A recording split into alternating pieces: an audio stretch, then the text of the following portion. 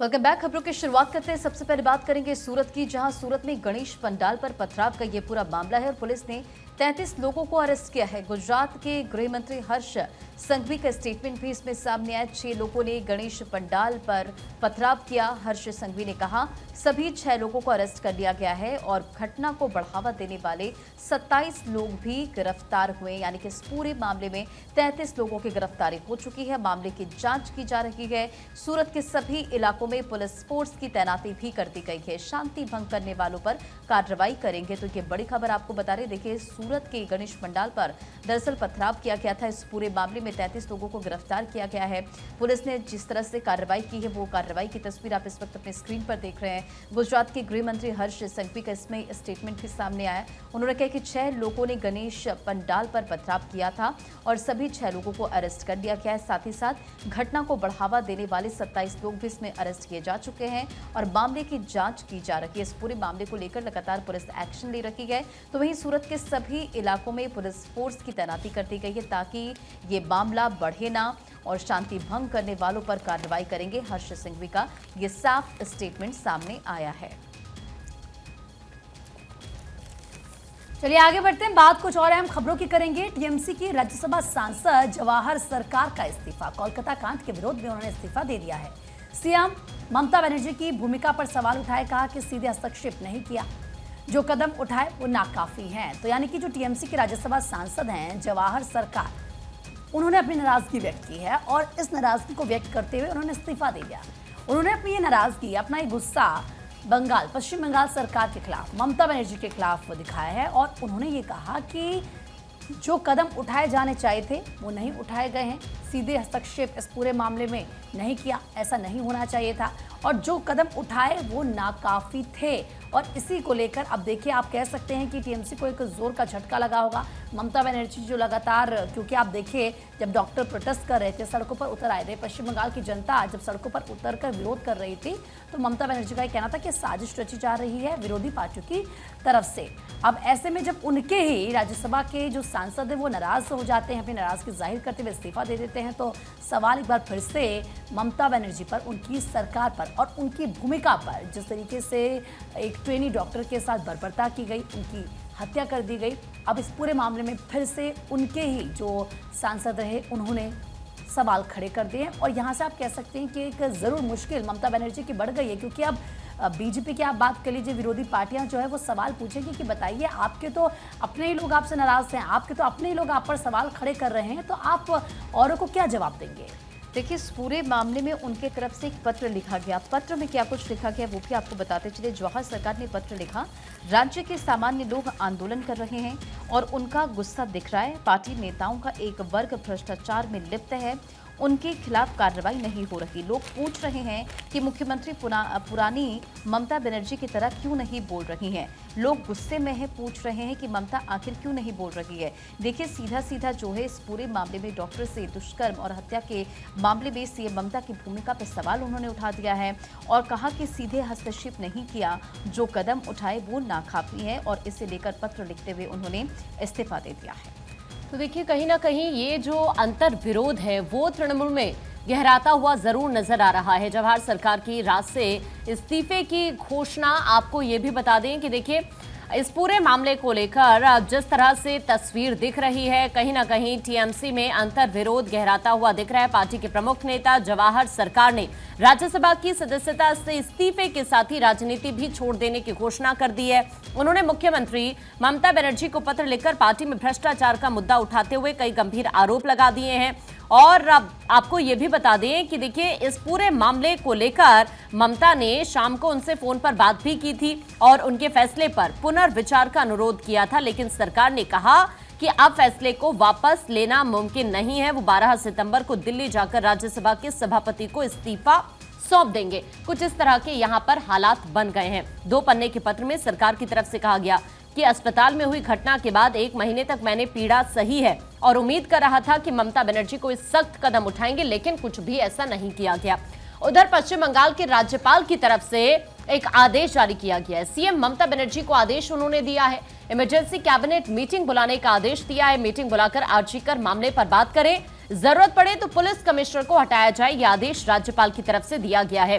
दरअसल राज्यपाल doctor CV आनंद बोस ने मुख्यमंत्री ममता बनर्जी को मंत्रिमंडल की आपात बैठक बुलाने का निर्देश जारी कर दिया है। राजभवन के सूत्र के मुताबिक राज्यपाल ने कहा है कि सरकार को कोलकाता पुलिस के आयुक्त विनीत गोयल को हटाने की लोगों की मांग पर फैसला जरूर करना चाहिए। सरकार जिम्मेदारी से नहीं बच सकती, राज्य को संविधान और कानून के शासन के तहत काम करना होगा।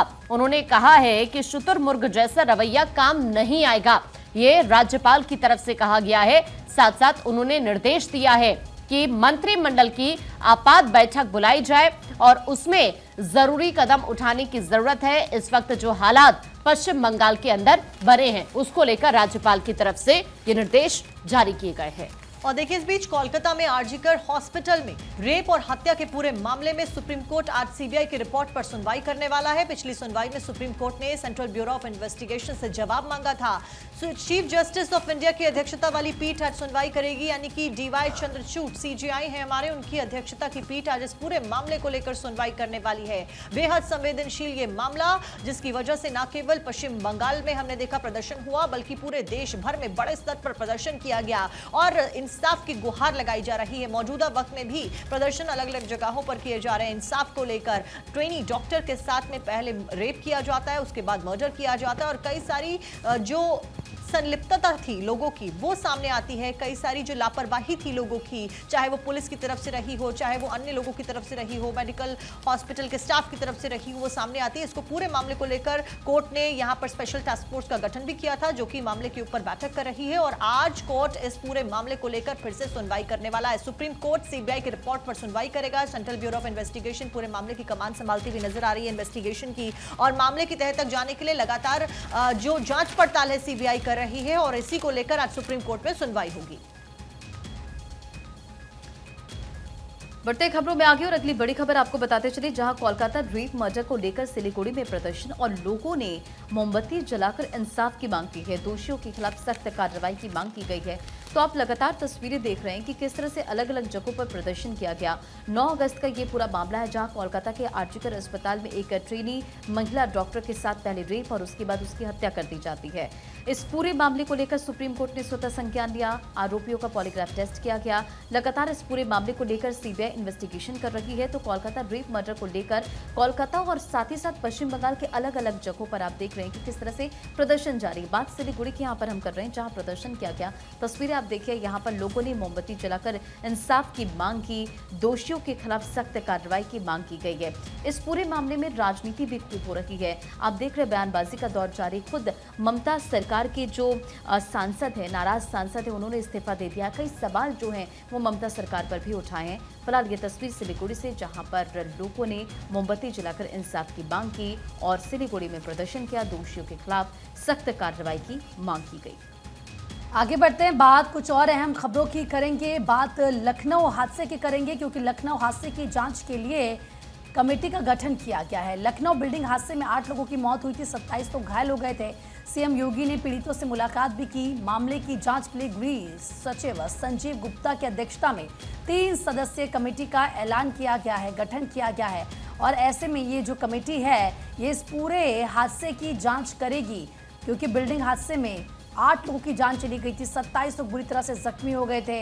इसके बाद खुद सीएम योगी ने पीड़ितों से मुलाकात की। संजीव गुप्ता की अध्यक्षता में कमेटी का गठन किया गया है। 3 सदस्यीय कमेटी का ये गठन किया गया है, जो लखनऊ हादसे की जांच करेगी। गृह सचिव हैं संजीव गुप्ता, जिनको इसका अध्यक्ष बनाया गया है। तो देखिए, बिल्डिंग भरभरा कर गिर जाती है, 8 लोगों की मौत उसमें दबने से हो जाती है, बाकी के लोग बुरी तरह से जख्मी हो जाते हैं। लेकिन कैसे ये बिल्डिंग गिर गई, क्या जो निर्माण का कार्य था वो ठीक ढंग से नहीं हुआ, या फिर क्या इसके पीछे की वजह थी, अब जांच ये कमेटी करेगी।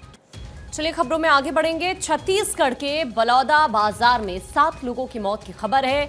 बिजली गिरने की वजह से 7 की मौत हुई है, 3 लोग घायल बताए जा रहे हैं। मृतकों के परिजनों को 4-4 लाख रुपए मुआवजे का ऐलान भी किया गया। हादसा दरअसल छत्तीसगढ़ के बलौदा बाजार में हुआ है, जहां पर बिजली गिर गई है। और इस हादसे में ये बताया जा रहा है कि 7 लोगों की जान चली गई है। साथ ही ये भी बताया जा रहा है कि इस हादसे को देखते हुए सरकार की तरफ से मुआवजे का ऐलान किया गया है, क्योंकि कई लोग जख्मी भी बताए जा रहे हैं। 4-4 लाख रुपए के मुआवजे का ऐलान यहां पर किया गया है। एक बार फिर से यहां देखिए, जिस तरह से बिजली गिरी उसकी वजह से बड़ा हादसा हो गया है छत्तीसगढ़ के बलौदा बाजार में। और ये बताया जा रहा है कि इस हादसे की वजह से 7 लोगों की जान चली गई है। सरकार ने अब मुआवजे का ऐलान इन लोगों के लिए किया है, इनके परिवार वालों के लिए किया है। 4-4 लाख रुपए के मुआवजे का ऐलान सरकार की तरफ से इस हादसे को देखते हुए किया गया है। और देखिए अगली खबर का रुख करते हैं। मगध एक्सप्रेस ट्रेन के डिब्बे इंजन से अलग हो गए और इस बीच मगध एक्सप्रेस ट्रेन के कुछ डिब्बे इंजन से अलग हो गए। आपको बता दें कि कोई जान माल का जो नुकसान है उसकी खबर नहीं है, जो कि गनीमत की बात रही। बक्सर के डुमरांव के पास में ये बड़ा हादसा होता है। नवोदय टाइम्स अखबार में भी इस खबर का जिक्र किया गया फ्रंट पेज पर। कपलिंग टूटने की वजह से 2 हिस्सों में मगध एक्सप्रेस ट्रेन के जो डिब्बे होते हैं वो बढ़ जाते हैं। 8 सितंबर की ये खबर, यानी कि कल की, बिहार के बक्सर जिले में त्रिवेणीगंज और रघुनाथपुर रेलवे स्टेशनों के बीच में सुबह कल ही ये पूरा हादसा होता है, जब इस्लामपुर जा रही मगध एक्सप्रेस की कपलिंग अचानक से टूट गई, जिसकी वजह से ट्रेन 2 हिस्सों में बंट गई। अब फिलहाल हालांकि किसी के जानमाल का नुकसान की खबर नहीं है। पूर्व मध्य रेलवे के जो सीपीआर उन्होंने बताया कि घटना सुबह करीबन 11:08 पर तुरीगंज और रघुनाथपुर रेलवे स्टेशनों के बीच में हुई है। अब इस घटना में कोई भी घायल नहीं हुआ है। घटना के वास्तविक कारण का पता लगाने के लिए जांच के आदेश दे दिए गए हैं। घटना के कारण 3 घंटे से अधिक समय तक जो रेल यातायात था वो पूरी तरीके से बाधित रहा। डाउन लाइन में त्रिकोणगंज रघुनाथपुर के बीच में ट्रेनों के इंजन से 13वें नंबर के डिब्बे S7 और इंजन के 14वें डिब्बे S6 के बीच में कपलिंग अचानक से टूट गया। बचाव दल और तकनीकी टीम तुरंत मौके पर पहुंची। उसके बाद जो कार्य है वापस से ट्रेनों के यातायात को बहाल करने का, उसको जारी किया गया। लेकिन बड़ा सवाल यही है कि ट्रेन की मेंटेनेंस नहीं की गई थी और आखिरकार कपलिंग ऐसे कैसे टूट जाता है। अगर इसमें ज्यादा तादाद में यात्री थे, वो सवार होते, तो एक बड़ा हादसा हो सकता था, जिसकी वजह से बहुत ज्यादा नुकसान हो सकता था। फिलहाल इसी के लिए जांच के आदेश दे दिए गए हैं। चलिए खबरों में बढ़ते आगे और अगली बड़ी खबर, नक्सलवादियों का होगा खात्मा और क्या 2026 तक खत्म हो जाएगा माओवाद। छत्तीसगढ़ भेजे जाएंगे 4000 से ज्यादा सीआरपीएफ जवान और झारखंड से 3 और बिहार से 1 बटालियन वापस बुलाई गई। अब बस्तर क्षेत्र में तैनाती होगी। अखबार में भी इसका जिक्र किया गया है, जहां बस्तर में नक्सलियों की सफाई के लिए 4000 जवानों की तैनाती, और इसी हेडलाइन के साथ इस खबर का जिक्र है। देखिए, जानकारी दी गई है कि मार्च 2026 तक नक्सली समस्या को जड़ से मिटाने के लिए सरकार संकल्प को देखते हुए केंद्रीय रिजर्व पुलिस बल यानी कि सीआरपीएफ ने छत्तीसगढ़ के बस्तर क्षेत्र में निर्णायक लड़ाई छेड़ने की रणनीति बना ली है और इसके तहत 4 बटालियन यानी कि करीब 4000 जवानों को नक्सल हिंसा से सबसे ज्यादा प्रभावित हिस्सों में तैनात किया जाएगा। आधिकारिक सूत्रों ने बताया कि सीआरपीएफ ने झारखंड से 3 और बिहार से 1 बटालियन वापस बुला लिया है और ये फैसला इन दोनों राज्यों से नक्सली गतिविधियों को देखते हुए, यानी कि नक्सली गतिविधियां जो यहां पर कमी आई है उसके मद्देनजर लिया गया है। देश की आंतरिक सुरक्षा और नक्सल विरोधी अभियान में अहम भूमिका निभाने वाले इस बल के जवानों को छत्तीसगढ़ की राजधानी रायपुर में करीब 500 किलोमीटर दक्षिण से स्थित बस्तर के 9 गो क्षेत्र में इन्हें जाने की तैयारी की गई है और ये रणनीति ऐसे समय में बनाई गई है जब पिछले महीने ही रायपुर में कहा गया था अमित शाह के द्वारा कि मार्च 2026 तक वामपंथी उग्रवादी से पूरी तरह से सफाया कर दिया जाएगा और एक मजबूत और सख्त कार्य योजना की जरूरत है। अब बात करेंगे बारिश की, क्योंकि बारिश से हाहाकार है और बीच नदी में एक परिवार फंस गया।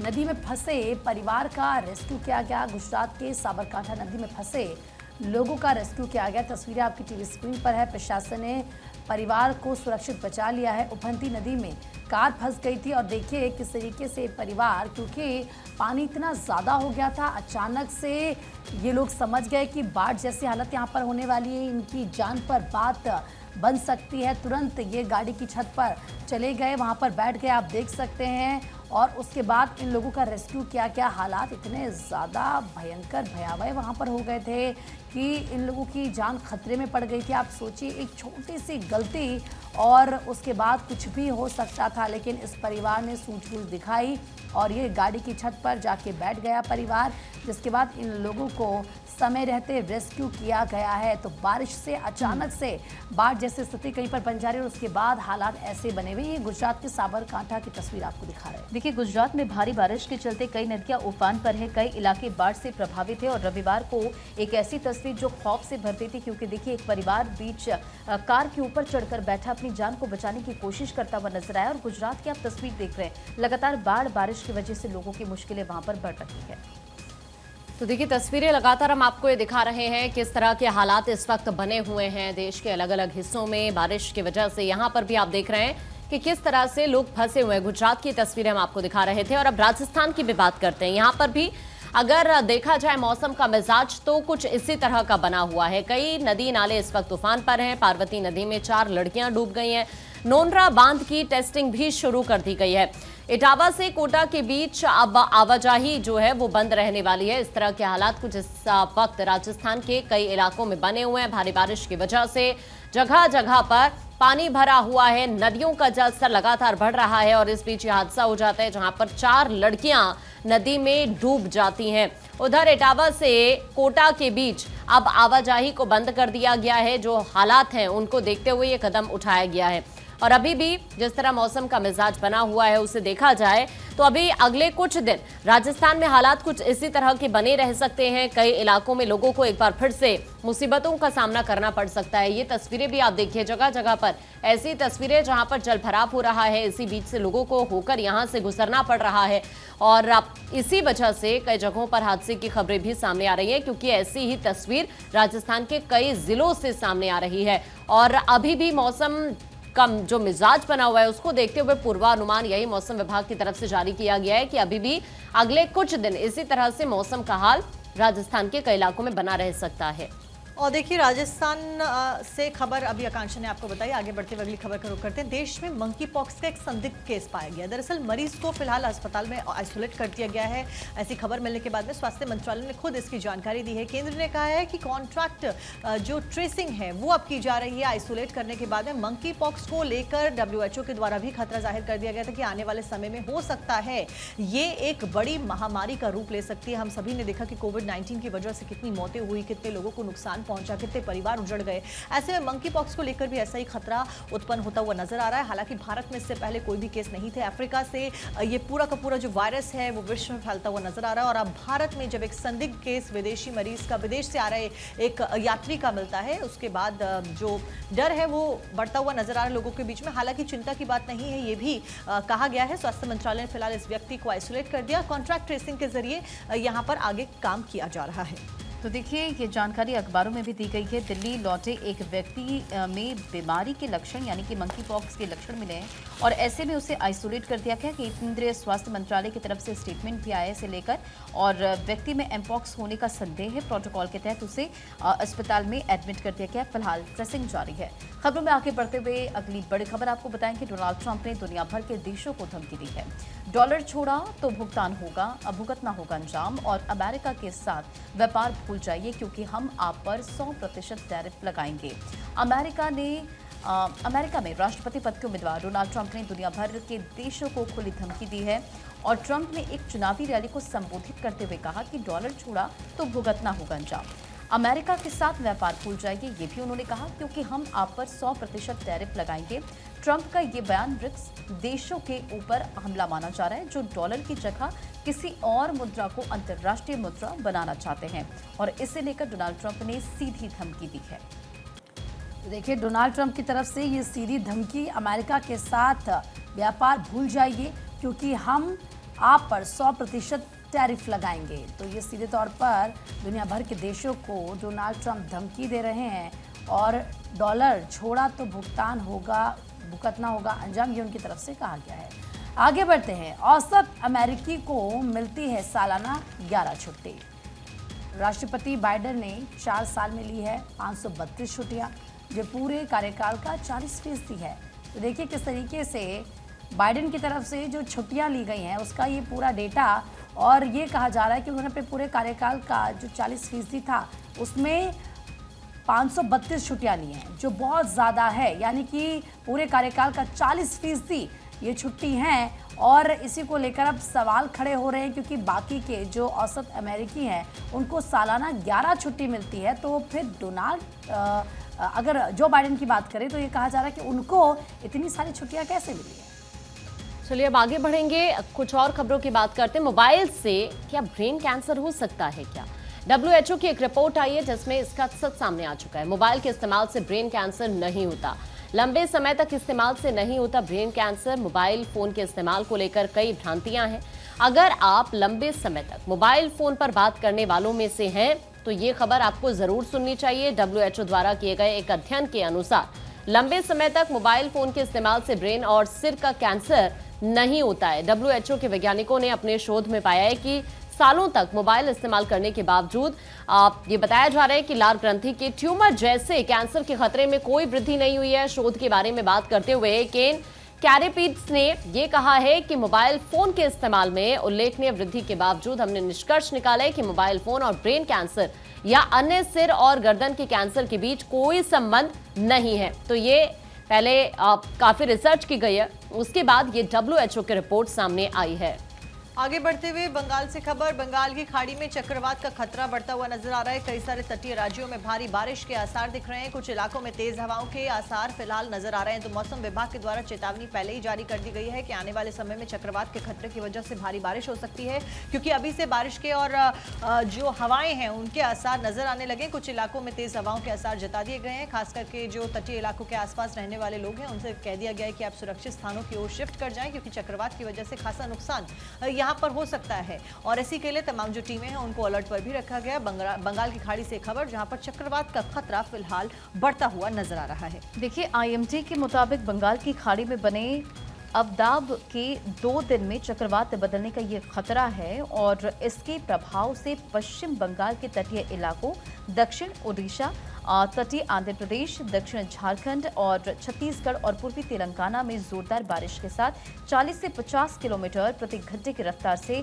सतही हवाएं भी चलने के अनुमान है। और इसे लेकर पहले ही जो अलर्ट है वो कर दिया गया है, क्योंकि देखिए कई राज्यों में लगातार आप देख रहे बारिश का दौर जारी। बात गुजरात की करें, छत्तीसगढ़ की करें या आंध्र प्रदेश की करें, वहां पर बारिश से जो हालात है पूरी तरह से बिगड़े हुए नजर आ रहे हैं। आगे बढ़ते हैं, बात फैक्ट फाइल की करेंगे। वर्गीस कुरियन की आज पुण्यतिथि है। भारत की श्वेत क्रांति के जनक वो थे। NDDB के संस्थापक अध्यक्ष भी रहे। पद्म विभूषण से उन्हें सम्मानित किया गया। गुजरात सहकारी दुग्ध विपणन संघ की स्थापना उन्होंने की। रमन मैग्सेसे विश्व खाद्य पुरस्कार से भी उन्हें सम्मानित किया गया। तो आज वर्गीस कुरियन की पुण्यतिथि है और हर कोई उन्हें याद कर रहा है।